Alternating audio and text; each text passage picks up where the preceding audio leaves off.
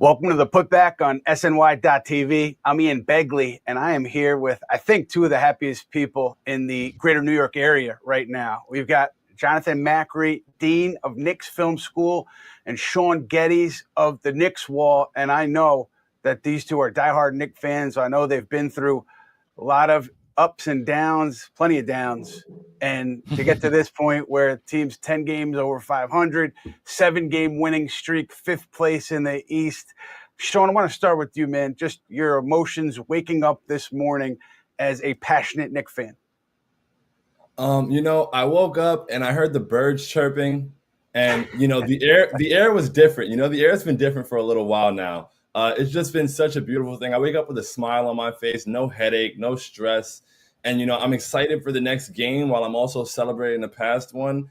And like the confidence I'm able to come into these games with is just beautiful. So, everything just feels better. The way the sunlight shines through my blinds is just different. My pillow's softer these days. It's so beautiful. I'm so glad that the Knicks are who they are. And to do it to the Brooklyn Nets twice in like a 2-week span is just beautiful. There's a new order in the city. It's been restored and everything makes sense again. Yeah, I think the best way I could put it for me is like, my mind always kind of goes back and forth between trying to live in the here and now and enjoy success as it's happening.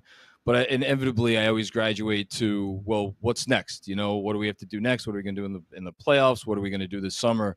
And I think what's been so nice about this streak and, how they've played since they got Josh Hart is for the first time that in a really long time, we could look at this team, I feel like, and just say, you know what? We don't need to worry about what's next right now. We could just appreciate this team, and they are good enough and they are playing well enough that they deserve that. And to, it's New York. We're always going to inevitably talk about who the next star might be getting traded, this and that. That's not the time for that right now, and it's because that's an insult to what this team has been accomplishing of late, and that's how good they've been, and that's what I think I'm appreciating more than anything. This Celtics and the Nets wins in particular, just it felt like they had control of these games throughout, and that's not something that you could say throughout the year for this team early on. I think they were learning how to play with leads, and now it seems like Josh Hart, the addition of Josh Hart, and then the shooting of Brunson, the shooting of Randall, they're just in control of these last two games. So it's a different kind of feel, these last two victories. Now there's plenty of season left here, including big weekend in Miami Friday and then in Boston Sunday. So we'll learn a lot about this team this weekend. But I think that any objective observer of this team will say, look, this is a good basketball team, right? Like Leon Rose, his group on down, they've put together a good, competent basketball team, and it's a foundation to build off of. And yeah, I think it's a rare moment for the Knicks fans in the last really 2 decades, where you can look at what's now and think about what's now and appreciate what's now and not worry about what's coming down the pike. You're not looking at lottery odds right now. You're looking at playoff standings. And so this is because it's an exciting time for the organization and the fan base. And guys, I want to key in right now on the return of Mitchell Robinson, because, to me, he does so much night in and night out that really you don't see in the box score. And I just think that his game, where it is right now compared to, when he started, just the evolution of him as a player, and I would assume as a person too, it's been remarkable. So Jonathan, your thoughts on Robinson's impact since he's come back from injury? It was pointed out last night. I don't know if it was by you or one of the other beat guys, but it was his first time in his career he's posted 4 consecutive double-doubles. And double-doubles is kind of I don't want to call it an antiquated stat, but what can you really make of it? I thought it was really symbolic because, and I wrote this in the Knicks Film School newsletter today, the talent and the ceiling in terms of ability for Mitchell Robinson, we saw that 2 weeks after he was first suiting up for the Knicks as a rookie, when he went out and had, I guess, 8 or 9 blocks against the Orlando Magic. Like, that was always there. It was never a question about what he could do. It was about, could he be consistent? And could he lay off, some of the bad stuff as far as, early on, maybe trouble boxing out or staying out of foul trouble. And it's been different things over the years. It's the consistency right now. And they need that consistency because, for as important as Brunson is, and I'm sure we're going to talk about him and other guys on the team, they've really built this roster around his strengths at both ends of the court in a lot of ways, which is what made their ability to survive his absence so impressive and what makes him so important going forward. Yeah, I mean, like John said, four games in a row with a double-double. That's his first time doing that.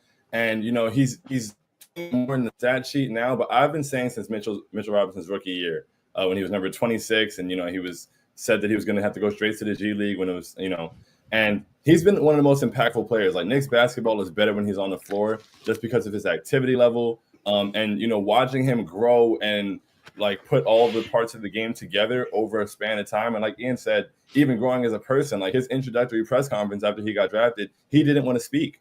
And then, by year two, he was doing Mitch's block party. I think the organization has done a great job developing him as a player on and off the floor.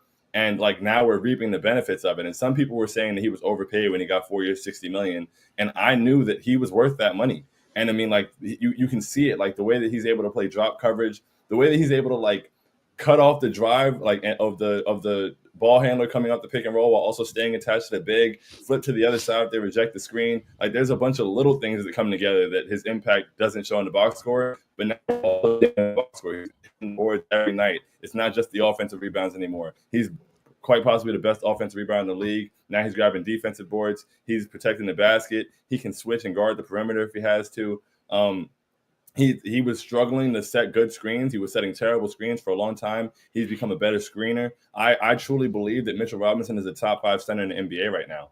Like, I think that he's giving us that kind of production. And when you factor in the intangibles as well, like our defense was already pretty good, but ever since he returned, like we're impenetrable. And it's beautiful. And I'm so proud of Mitchell Robinson. I think he makes it easier for our guards to navigate screens with him being out there and having help there. So I'm really proud of what he is. And I'm so excited to see where he continues to grow because I think he's only scratching the surface. Look, if he stays healthy, I mean, that's been the key with Mitchell Robinson so far, right? But if he stays healthy, he makes the Knicks a different team. And, people in the organization, even when he re-signed this summer, they felt like, hey, he is just scratching the surface, as Shaun said. Like, there's a lot more there for Mitchell Robinson to show on the court and what he can do. And so I don't know how far we get along with his offensive game if he ends up shooting jump shots, shooting the elusive holy grail for Knicks fans, the three-pointer for Mitchell Robinson. But there's a lot there that I think is untapped. And remember, he didn't play college basketball for a year. And so you look at his age, he's not super young, but in basketball years, he is very young. So I think there's more to be done for Mitchell Robinson and more for fans to see from Mitchell Robinson. Another player that the Knicks drafted who's playing really well right now is Immanuel Quickley. I took a look at the numbers before Tuesday's games, and he was right there in a lot of different categories with East Reserve guards. Obviously, Malcolm Brogdon's had a really strong season. I think Tyrese Maxey, he's going to end up qualifying for the award, and he's had a great year. It's a strong crowd, Norm Powell. But to me, Quickley's right there. And you look at the impact on winning, right? The net rating for him since Thibodeau shortened the rotation, I think it was December 3rd, he was plus 11.1. When he was on the floor with the Knicks since that time, and that was entering play Tuesday. So it may be even higher now. And to me, that tells you a lot about his impact on the game. And the Knicks record, I think, really helps Quickley's case for Sixth Man of the Year. I don't know, where he would end up with the voting. I think a lot of it will depend on how things play out over the next month or so. But to me, he's made a strong case for himself, since early December to now, based on his play and based on what the Knicks have done. Shaun, where do you have Quickley in terms of sixth man right now? Take your Knick shirt off, take your Sprewell jersey down for a second, wipe off the whiteboard. Where do you have Quickley, sixth man of the year race? I try to remove my bias, and I try to remove, I came up with the name that I thought was just really perfect, but sixth Immanuel Quickley. I mean, like That's good. I think he's the sixth man of the year, bro. Like, I mean, I know, look, Malcolm Brogdon's a really cool guy. He's doing really good things. He's a really talented player. But I think the impact that Quick has offensively and defensively on this team is just, it's way too loud to ignore. I mean, we're so much better when he's on the floor. I think that honestly, defensively, he's been the numbers back it up. He's been one of the better defenders in the league this year. I honestly think he deserves like an all NBA defense nod at some point. He likely won't get it, especially coming off the bench. But I just think that for you to be able to impact the game on both sides, for you to be one of your team's most important players offensively and defensively, the way that he's closing games pretty much on a nightly basis, I think he really deserves it. And, he almost deserves – I won't get carried away. I was going to say he almost deserves, most improved recognition. But, it's the consistency. There were points where, I've been huge on Immanuel Quickley since we drafted him. And I've just seen different parts of his game develop and come together. And I think now we're at a point where it's all culminating and it's coming together beautifully. And we're getting the offense that we were getting in his rookie year while getting the defense that we started to get last year and that we've been getting all year this year. We're getting the rebounding. We're getting the playmaking that people said he would never be able to do. He keeps us balanced. He gets us organized. And I think that he's a key piece to this team. And I definitely believe he deserves 6 Man of the Year consideration. And he should be number one, honestly. And Shaun, I mean, you bring up consideration for most improved. Like, at this rate, why shouldn't he get a vote or two from some writer out there for all defense? I mean, there is an argument that all things considered, he is, I don't know if I want to say the best defender on the Knicks, but you could argue that the way, Thibodeau runs his defense and the necessity to have, where mistakes is what are going to kill you. He doesn't make any mistakes. Whenever he's out there, he does nothing wrong. He takes nothing off the table, which is the point that I've tried to continue to make about him. I mean, Ian, you wrote that great article, I guess yesterday, and you bring up the net rating when he's on the court. A fun stat that I've been tracking for the year is where he is in total plus minus on the season amongst not just reserves, all NBA players. And I think I checked it last night. He's up to 18th. And the only guys ahead of him in terms of, again, total plus minus, it's basically Denver's starting lineup, a couple of guys on the Celtics, and then a bunch of all-stars or near all-stars. That's the kind of company that Immanuel Quickley is keeping when you're talking about impact on winning basketball, which is at the end of the day all that matters. Yeah, that's a great stat, John. Thank you for that. And I think it's so interesting because so much has to go right for an NBA team, probably any team in pro sports, to have success and to win and to sustain winning. Because I bring that up because with Quickley, I mean, nobody's going to talk about it now, and certainly nobody would talk on the record about it. But I think that there was maybe a little bit of discord between the Knicks and Immanuel Quickley's side in the offseason. And entering this season, I think that's probably part of the reason why teams were calling the Knicks about trades for Immanuel Quickley. And you go back to earlier in the year, the word out there was that the Knicks, were looking for obviously significant draft compensation, but they weren't shutting down trade calls with Immanuel Quickley. And now he does what he does, right, starting in early December. And, it would be really shocking, to me at least, if the Knicks did not sign Quickley to a big extension and get him here and lock him in to extension for several years beyond his rookie deal based on the way he's played. So it's things that happen on the margins can really change the trajectory of a franchise. And I think that's just one of those examples. But let's take it back to right now, right? Because that's what everybody wants to talk about. You guys look at the Eastern Conference standings, you know where Cleveland is, what the top of the East looks like. John, for you, this team projected forward, how do you project them in terms of that Eastern Conference hierarchy, the Clevelands, the Bostons, the Milwaukees, the Philadelphias? I think it's tough because, for how many years we always got talk about they should change the playoff format because there was an imbalance of good teams in the West, and it's not fair because you had these cruddy East teams making it in. Now the shoe's on the other foot. And now I think there is a very real argument that you could make that 5 of the, 6, 7, 8, whatever, something in that range, best teams in the league are in the East. And you look up and you're like, okay, well, the traditional standard bearer, top 10 offense, top 10 defense, 3 teams in the league, check those boxes. They all play in the Eastern Conference. Boston Celtics, Philadelphia 76ers, Cleveland Cavaliers. And the odds are the Knicks are going to have to face one of those teams in Cleveland in the first round. Here's what I'll say. I don't know, even with how well they've been playing, that I would sit here and feel comfortable picking them outright in a series against any of those top 4 in the East, with the possible exception of Cleveland, just because I do think they match up pretty well against the Cavs, although, I still have all the respect in the world for Donovan Mitchell. But at the same time, the way they're playing, can you just outright dismiss them as a possibility to win a series against any of those teams, I think that's disrespectful to how well they've been playing. They'll be in any of these series. And the other part of it is this team is in every game. They don't get blown out. They haven't gotten blown out in 3 months. So if you're in every game and, you have the statistical profile they do, they have a shot. Shaun, for you, I want to talk about somebody on this roster who I think makes everything go. But I want to ask you, with Jalen Brunson, your expectations of him coming into this season. Has he met them? Has he exceeded them? And if he exceeded them, how much has he exceeded them by? So I probably was one of the more optimistic people on Jalen Brunson coming into the year. Like a lot of people, he's getting overpaid, blah, blah, blah. In his playoff series last year, I was like, yeah, this guy he's for real. He's good to go. He's a hooper. He's got the footwork. He's got all those things. And so when he was coming over here, I was like, okay, he averaged 18-7 with no Luka last year in the games Luka was out. So I was like, if he comes over here and gives us 18-7, like that would be great production from the point guard position. And we've never gotten that. That would help a lot. If he gives us, 20-6, that would be great. In 2023, Jalen Brunson is averaging over 30 points a game. Like, I did not see that coming. This is a guy who coming into this year had like 2 30-point games under his belt in his career. He had a 30-point half last night. He's just doing, and the 2 times we played the Nets recently, he had 41 on 70%. And I was like, wow, that's insane. Like, to score 41 points on 70% is crazy.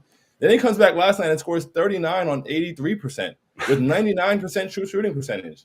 Like, I don't think anybody except Jalen Brunson expected this, because even I was optimistic on the expectations, but this is amazing. And I think that's why, like, when I look at these other teams, like, I see nothing but food. I'm not going to lie. I show me my opponent.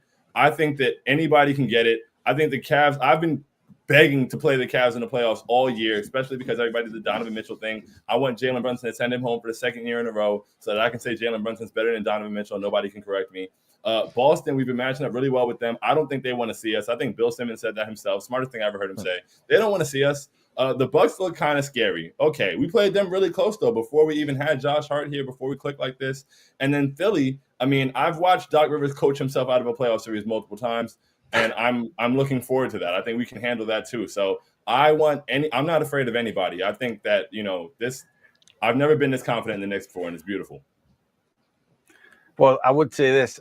They are a physical team, right? Like, they beat you up on offense. Even when they have the ball, they beat you up. And defensively, they're a lot to deal with. So I think any of those teams at the top, they probably want to avoid the Knicks, if only because it's going to be a physical series. It's going to take a lot of toll on your roster, on your top players. And you're not going to be as fresh as maybe another Eastern team in that second round. I think that's certainly the feeling that from teams that I speak to around the league. It's going to be a war with the Knicks, and you want to try to avoid that attrition in that early in the playoffs, because you're going to have to be banged up throughout this whole thing. But anyway, Jonathan, Tom Thibodeau, people have opinions all across the spectrum on Tom Thibodeau.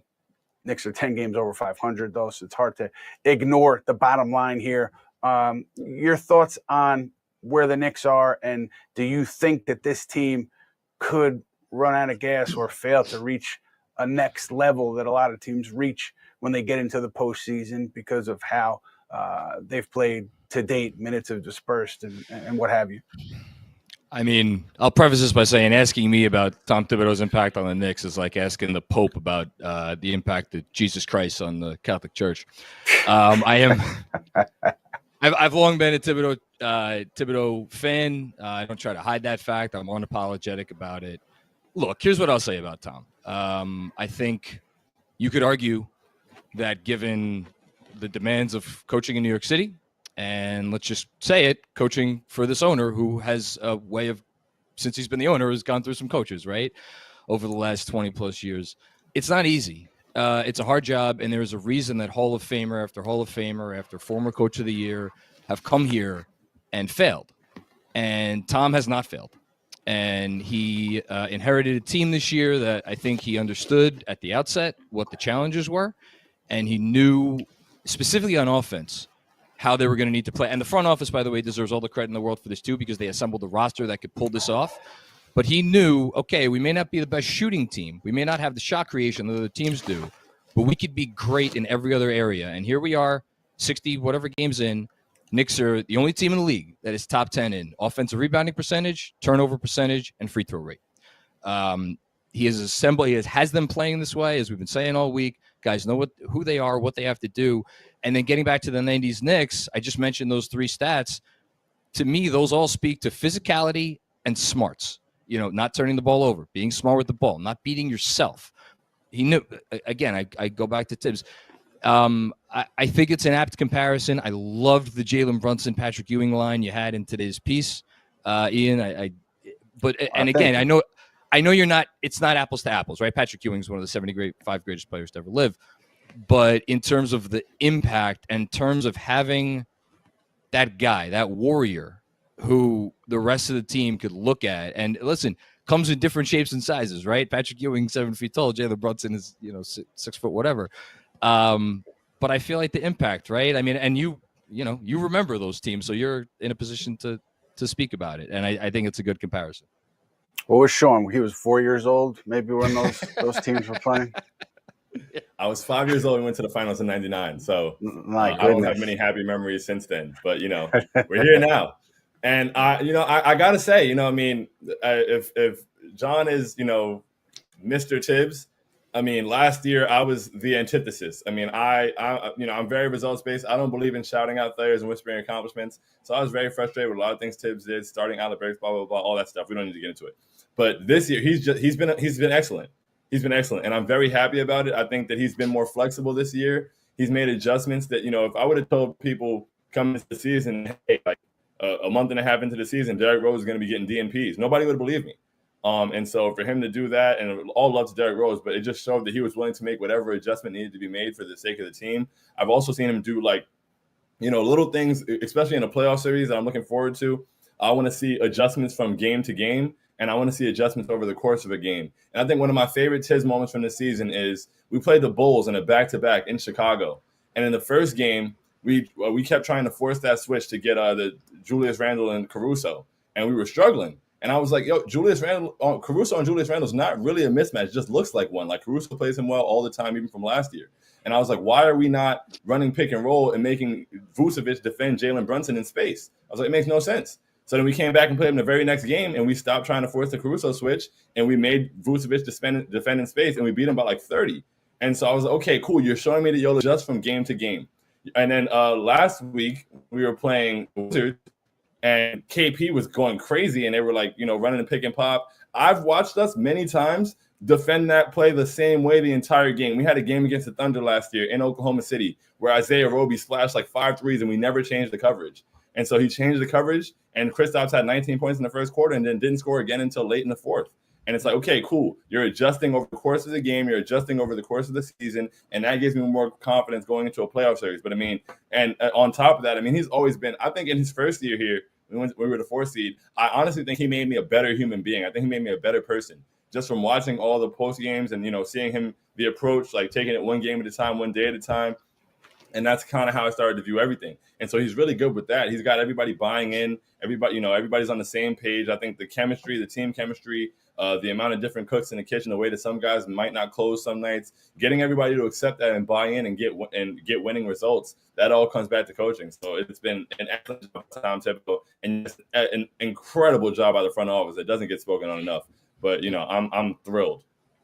I like that. Thibodeau life coach. I like that, Shaun. I think it's funny, man, being around, press conferences, locker rooms, you hear all the cliches, but they're cliches because they do work for some people and they work for, some of the most successful athletes in the world. So I find myself bringing some of those home to the family too. But I would say this on Derrick Rose. Tom Thibodeau, I asked him about it last night. Tom Thibodeau, I think, really appreciates that Rose stayed here. He could have asked for a buyout. He could have gone to another playoff team, probably could have had a rotation spot with another playoff team.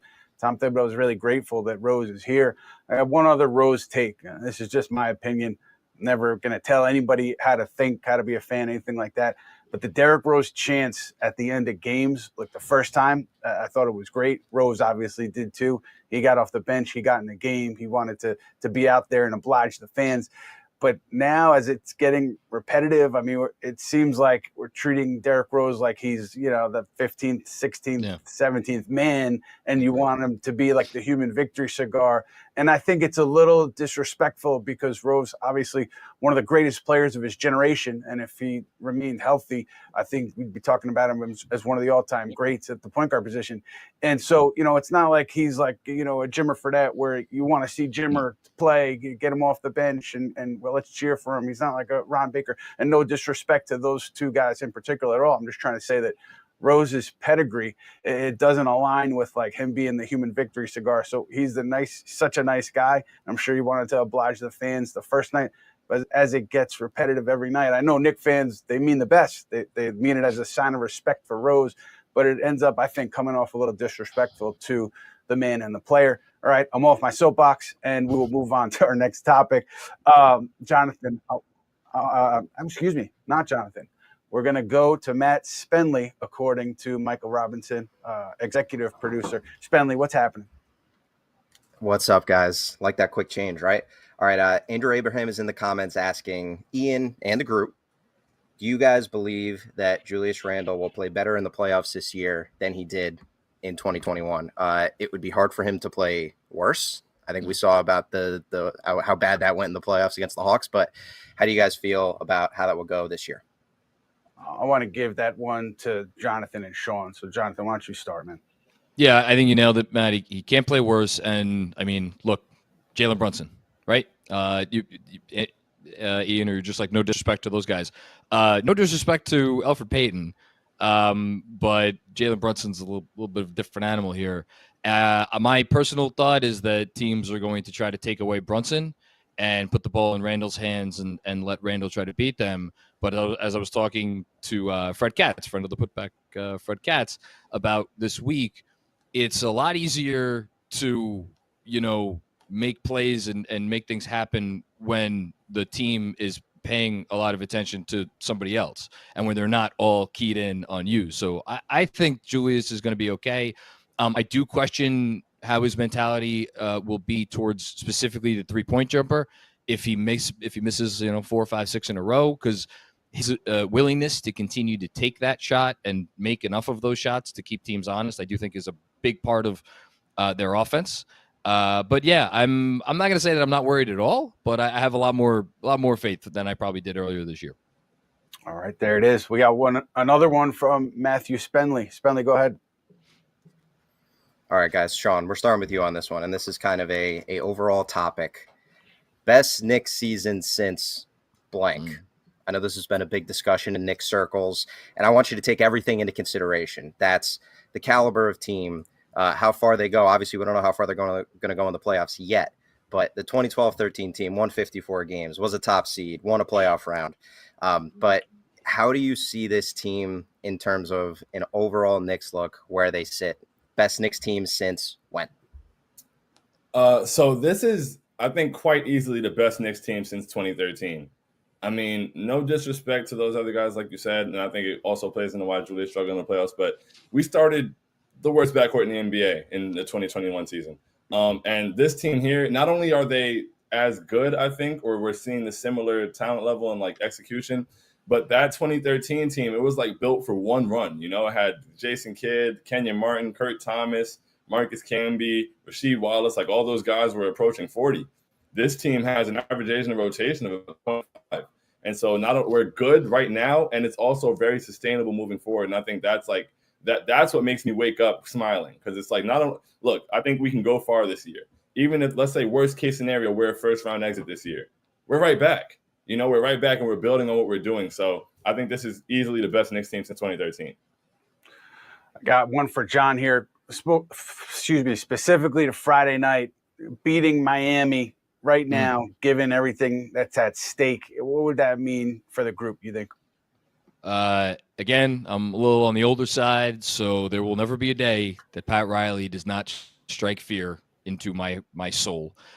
He's still running that organization. I know they had a bad loss last night against the Philly team without Joel Embiid. I will believe the Heat are dead and buried when they are like out of range and they cannot catch up with us anymore. I think it's a big game. I think it's an important game. You go up 2-0 in the season series. You put yourself up 4.5 games in the standings. I think if you do that, again, it's not over, but you've put yourself in a much better position than if they lose that game and it's 2.5 and it's 1-1. Then I think you got maybe a little bit more of a fight on your hands coming down the stretch. And Shaun, moving ahead to Sunday in Boston, Jalen Brown should be back for that game. How can the Knicks, I mean, they're not going to replicate what they did earlier in the week, but how can they slow those two down enough and to try to have success up there? I think you just come back with the very same thing. Like Jalen Brown's a very good player. Don't get me wrong. But we didn't win that game because Jalen Brown was out. The Celtics before that game were 9-1 without Jalen Brown. They still play well, but our game plan was excellent. We suffocated them. The way that there's a huge difference in the way that Mitchell Robinson plays screens and the way that other bigs play screens. And that's no slight to other bigs. I think Isaiah Hartenstein's done an excellent job when he filled in for Mitchell Robinson and now in his bench role. I'm really happy for him. Mitchell Robinson, he's able to get right up there on that screen so they can't really turn the corner. They're not stepping into an open jumper. And it's like we keep that same kind of pressure and just smother them and come out and punch them in the mouth. I really think we can take that game and, really solidify ourselves and let them know, if they should probably avoid that first seed. If we're going to be the 4th seed, they should get that 2 seed so they don't see us in the second round because they don't want to.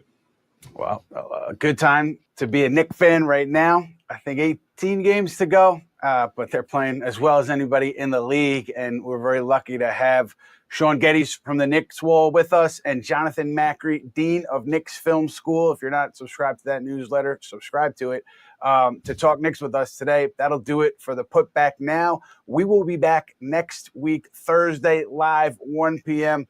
to talk more Knicks, talk more NBA. We'll see where the crew is at that point, and we will react to it and break it all down.